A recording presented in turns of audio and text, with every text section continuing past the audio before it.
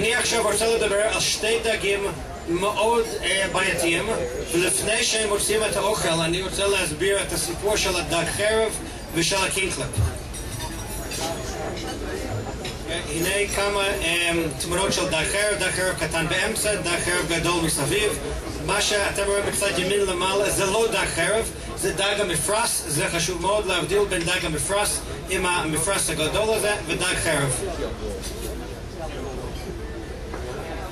כמו שמושקוויץ הזכיר, איך אנחנו יודעים איזה דגים כשרים?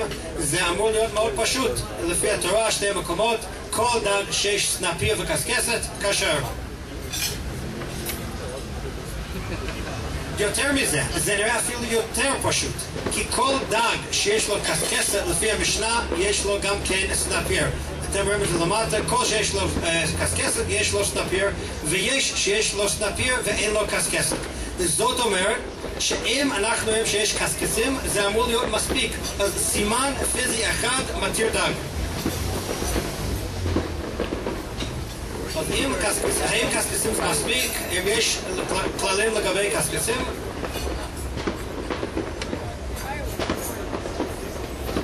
Yeah, the fireworks are for the swordfish. Okay.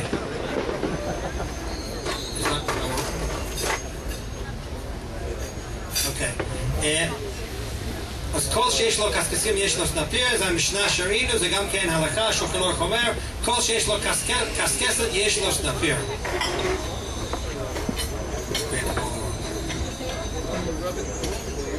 אוקיי, אז יש עוד דרישה אחת, כמו שרב שבתא רפא הזכיר, מופיע לראשונה בפירוש הרמב"ן לתורה, זה לא מוזכר בטור, בית יוסף מזכיר את זה, אבל רק בפירושו לטור, לא בשולחן ערוך, הרמב"ם לא מזכיר את זה בכלל, אבל הגר"א מנסה על השולחן ערוך, כשהרמה מביא את זה, הגר"א אומר שזה מבוסס על התרגום אונקלוס. אבל בפירוש זה לא בשולחן ערוך, זה לא רק ברמב"ם, זה מופיע ברמה, ודווקא הרמה, אתם רואים שם, הרמה כותב, ודווקא שהם נקלפים ביד או בכלי. אבל אם אי אפשר לקלפם, לאור הדג לא מקרי קסקסת. הנה דג טיפוסי עם הקסקסים. אז יש גם כן עוד הלכות שזה כשר גם אם הקסקסים נושרים או גדלים רק בשלב יותר מאוחר. אז דג כשר צריך שיהיה לו קסקסים. הקסקסים צריכים להיות נקלפים, זה בסדר אם הקסקסים נושרים במים, זאת אומרת, אתה מסתכל על דג מחוץ למים, אין לו קסקסים, אבל אתה יודע שהיה לו קסקסים במים וזה כשר, וגם כן, אם אתה מוציא דג ואתה מכיר את המין, ואתה יודע כשהוא בוגר יש לו קסקסים, אפילו בקטנותו זה נחשב דג כשר. הסיפור היא, מה הסיפור לגבי דג חרב? אז מושקוויץ הזכיר את הרשימה הזו של דוקטור אקס, זה היה רשימה, כנראה הרשימה הכי, reliable או official, סמכותי, איך אני יודע, זה הופיע בספר של ארטסקרול על כשרות, אם ארטסקרול מפרסם את זה, כנראה זה סמכותי, אבל זה נכתב על ידי גוי. היה לו אישה יהודיה, אני לא יודע כמה סמכות זה נותן לו, אז התחלנו מחדש לבדוק את הנושא. יש ספר שמודפס על ידי האום, שוב פעם זה על ידי האום, זה כמעט סמכותי כמו ארטסקרול. יש ספר שלם על בילפיש, ובתוך הספר הזה, אם אנחנו מסתכלים על הדג חרב, אנחנו רואים שיש 4 שלבים. בקטנותו יש לו קסקסים מאוד מוזרים, כשקצת יותר גדול יש מה שנראה כמו קסקסים טיפוסים, ובשלב יותר מאוחר אתם רואים את העיגול הריק הזה, אין לו קסקסים בכלל. אז זה לפי המדעים הסיפור של הקסקסים של דג חרב. מה ההלכה אומר לנו? אז התזכורת הראשונה של כנראה דג חרב זה בכנסת הגדולה במאה ה-17, הוא כותב מיני פשוט בכל ישראל לאכול דג בעל החרב הנקרא בלעז פישי אשבד, והוא מסביר אף על פי שאין לו קסקסת כשמסתכלים מחוץ למים, מפני שאומרים שבשעה שעולה מן הים מחמת כעסו מתנענעת משלחת קסקסוסיה. זאת אומרת, לפי הכנסת הגדולה, דג חרב כשאתה מסתכל עליו מחוץ למים אין לו קסקסים, למרות שאין לו קסקסים. הוא אומר שהם ידעו שיש לו קסקסים בתוך הים, ובגלל זה היה מנהג מאוד נפוץ, הוא אומר לאכול דג חרב.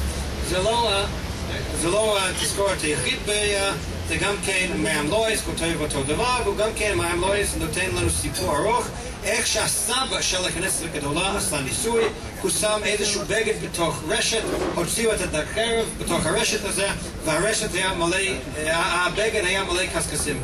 כל המקורות האלו אפשר למצוא בחוברת. זה גם כן אפילו, ויש עוד הרבה תזכורות בספרות של הספרדים שגרו מסביב לים התיכון, אשכנזים בכלל לא הכירו את הדר חרב. בהתחלת מאה ה-20 בארצות הברית מופיע בפרדס רשימה של דגים כשרים, וברשימה מופיע הסורדפיש הזיפיאס בלאדיס. גם כן הרב הראשי של ישראל, איזה יהודה אוטרמן בשבט מיהודה, יש לו תשובה על כשרות דג החרב, ושם הוא כותב, מכל הנ"ל מתברר שאמנם לנכון פרסומה מחלקת הכשרות הארצית שדג זה כשר ואין חשש לדבר. אז אנחנו רואים שאפילו עד אמצע המאה ה-20 דג החרב היה נחשב כמין כשר.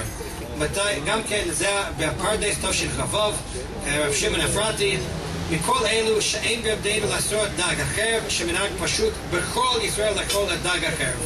אז כנראה עד לפני רק אולי 40-50 שנה זה יהיה מאוד נפוץ. מתי זה הכל השתנה?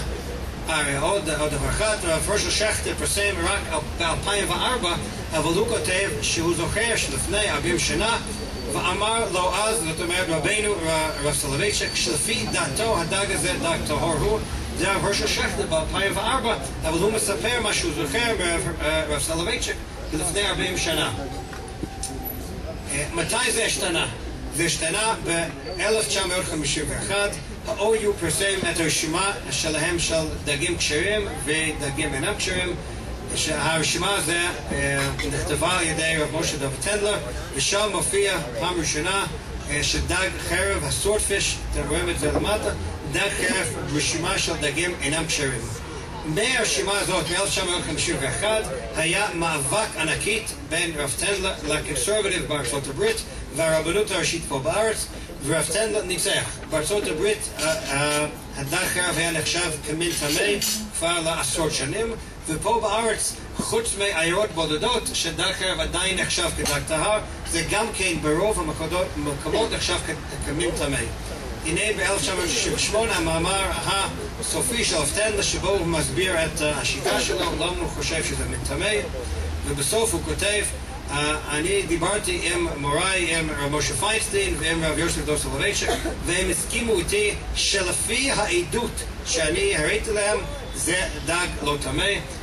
יש מאמר בחוברת שלכם על דג חרב, דג טמא, זה דג טמא, אבל זה חשוב שהוא מדגיש לפי העדות שהוא הראה להם. במאור אנחנו רואים שזה עדיין היה מחלוקת, ביאור שההיתר בפרדס על כל מיני דגים מטעם ועד הכשרות של הרבנות הראשית, הוא היתר כולל על כל מיני שרצים, וזה על איסר סתם דגי תפילה ודג החרב.